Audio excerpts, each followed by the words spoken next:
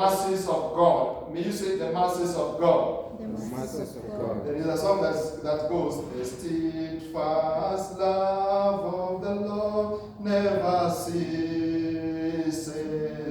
His mercies will never come to an end. They are new every morning, new every morning.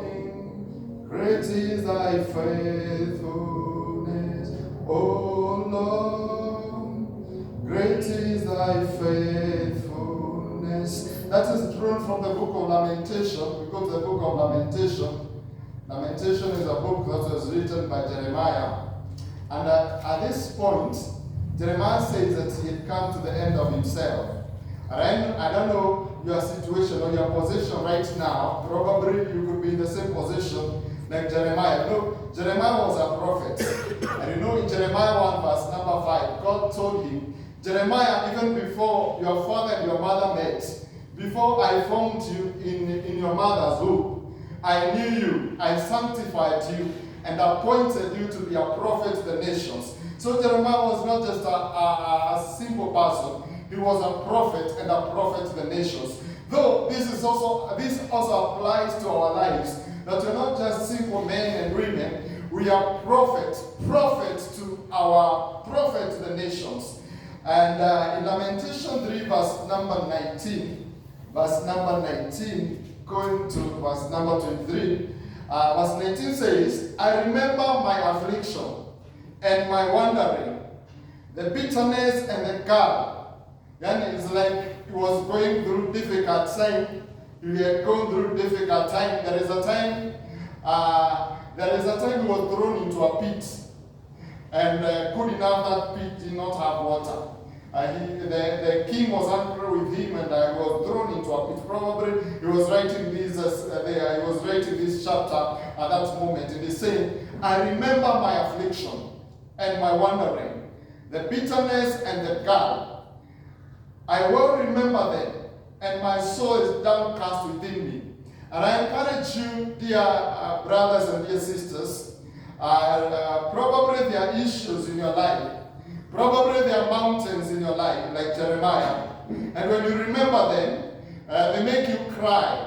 They make you weep. They make you wonder, is there really God? They make you wonder, does God see my commitment in the things of His kingdom? Does God really care about my life? Is God really concerned about my life? Jeremiah was in this position. But verse number 21 says, yet this I call to mind, and therefore I have hope. This one thing, he put it at the front of his mind, at the front of his mind, and this give him hope. What is this thing?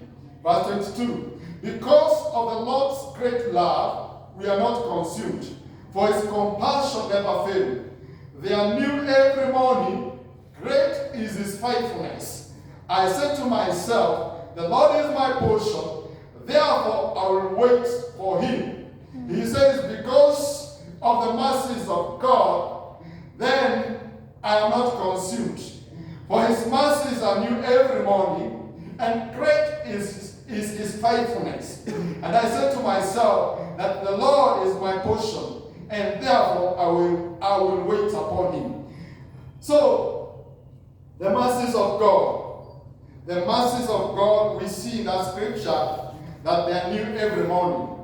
And it is good that every morning, every moment of your life, may you bask in the newness of the mercies of God. And you are going to see the faithfulness of God in your life. And you know, because of Jesus Christ, we have become candidates to receive the mercies of God. Because of Jesus Christ, because of having hope in Jesus, then you are a candidate to receive the mercies of God. Say, I'm a candidate to receive the mercies of God. Thank you. Thank you. It is written that they believed and therefore they spoke. And therefore in the same spirit of faith we believe and therefore we speak. You believe and therefore you speak. We thank God for that. In the book of Hebrews chapter number 4 and verse number 16, Waebrania 4 mstari wa 16, maandiko yanasema, let us therefore come boldly unto the throne of grace, that we may obtain mercy and find grace to help in the time of need.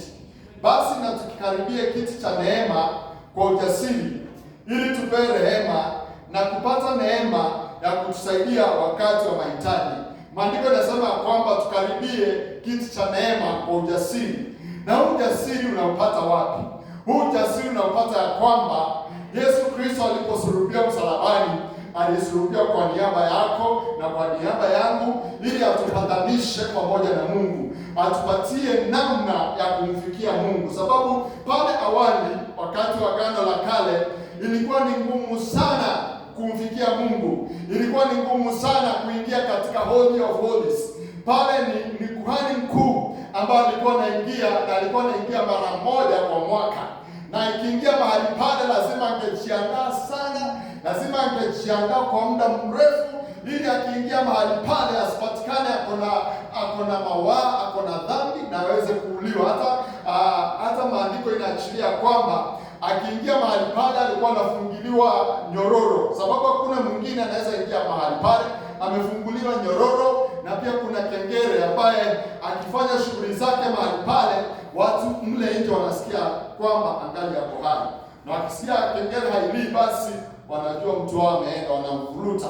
Kwa hivyo, lakini sababu ya Yesu Kristo, sababu maandiko yanasema kwamba Yesu Kristo alipoangikwa pale msalabani, pazia ilikatika mara mbili, kumaanisha kwamba tulipatiwa uwezo wa kuingia the Holy of Holies. Tulipatiwa uwezo wa kumkaribia Mungu. Bwana Yesu asifiwe. Kwa hivyo ujasiri tunaupata katika kitendo cha Bwana wetu Yesu Kristo, kile alikitenda msalabani, ya kwamba alikufa kwa niaba yako, alikufa kwa niaba yangu, ili atupatanishe na Mungu. Bwana Yesu asifiwe. So with that confidence, ukijua hivyo, maandiko yanasema kwamba basi with confidence let us go boldly into the throne of grace, that we may obtain mercy and find grace to help